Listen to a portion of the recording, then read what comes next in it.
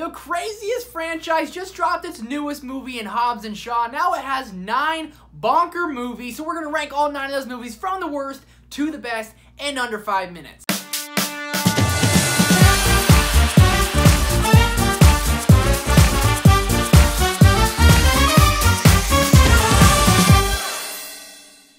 Hey guys, my name is Trevor and I eat, sleep, and breathe movies. If you guys are in the same boat, make sure you click that big subscribe button. And before I give you guys my list, make sure you go ahead and comment your list down below. I would love to see how our lists compare. They're going to be 100% different. I 100% guarantee you that. And before I give you guys my list, make sure to go check out my friend Max over at Harry Potter Fan 2008. He's got a goal to get to 200 subscribers before August 7th. So if you guys can go over there, hit that big subscribe button for him and say Sandra Production sent you, that would be awesome. He's easily one of the nicest people I've ever met on his here interweb. Make sure to go give him a follow because he's got a lot of awesome content going out.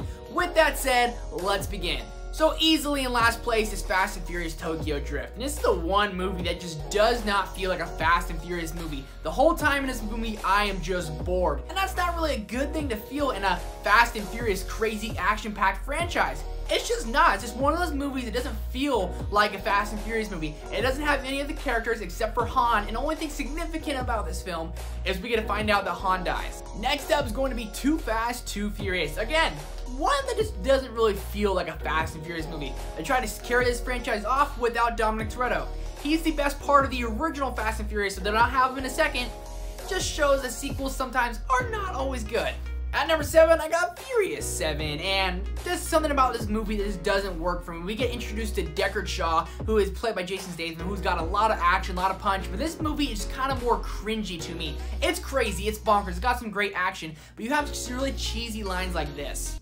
Daddy's gotta go to work. And I love Dwayne Johnson, don't get me wrong, he's one of my favorite working actors today, but certain lines like that just don't do it for me. There's a scene where Dom Toretto and Jason Statham go 100 miles per hour and crash in a car, then just get out. The movies are unrealistic, but that is just absolutely bonkers, and the only part I truly enjoy about this movie is the last montage they do for Paul Walker.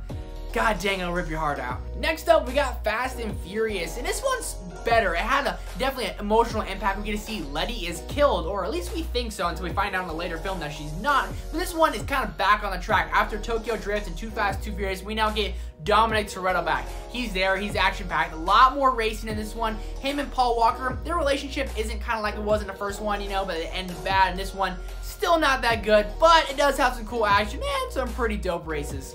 At number 5 is going to be Fate of the Furious, and this is just the bonkers of the bonkers. You're driving Lamborghinis across the ice, and there's a submarine chasing you, breaking on the ice. It's bonkers. But what I loved about this movie is that Dominic Toretto is the glue to the family. Take that glue out, and they're all just going to fall down. All the Cheerios on the glue are just going to fall down to the floor, and that's exactly what happened. You take Dom, the leader of the group, and you turn him against them.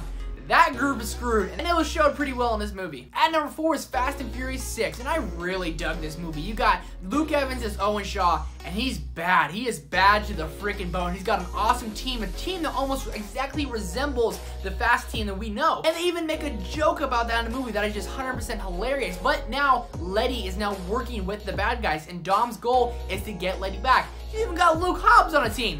That makes it for a pretty kick-ass movie. At number 3 is going to be Hobbs Shaw, and I know, this movie's crazy, it's bonkers, it's everything and more you think it is. But dang, is it fun to watch. You can't take it seriously. There's everything about this movie is like, yep, it's all impossible. It's a genetically enhanced human. All this is just stupid and crazy impossible, but it is so fun to watch. Dwayne Johnson and Jason Statham have a lot of banter, and it is really, really fun to see. The whole action and everything is great. You got a really cool Samoan vibe towards the end of the film. It's silly, you got some great cameos, but damn it, it's fun to watch. At number 2 is taking it back to where it all began, the Fast and the Furious. To get introduced to Dominic Toretto and all these characters is so fun to see. This action-packed race car drivers, guys who are just really good at what they do. They're good at fixing cars, and they're good at racing cars, and if you get in their way, they'll snap your neck. And now you get Paul Walker trying to join that group as a narc. That's Johnny Depp from 21 Jump Street at his finest right there. It's just really awesome. Cool plot twist in there. Lots of cool action. You're going to see this family grow into what it becomes in a later film. Even though it's one of the oldest movies, it's still one of the best. But easily at first place going to be Fast 5. And this one is just a lot different. Also the same, but very different than the previous films. They're getting hunted by one of the best cops in the world, Luke Hobbs, aka Dwayne Johnson, who no one wants chasing after them. He's after them with his CIA team, and they're coming to kick Dominic Toretto's butt, and that's exactly what happens.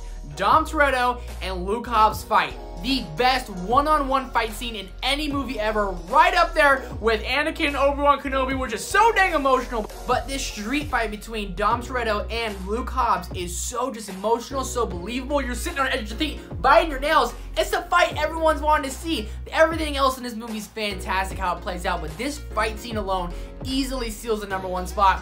And it's my favorite Fast and Furious movie. So there's my list, guys. I would love to see what your guys' list is. Make sure to go ahead and drive down in the comment section. Let me know how our lists compare. They're probably different. I told you that in the beginning. They are probably 100% different. Thank you guys so much for watching. Do me a favor and go see a movie. And I'll see you guys next time. Peace.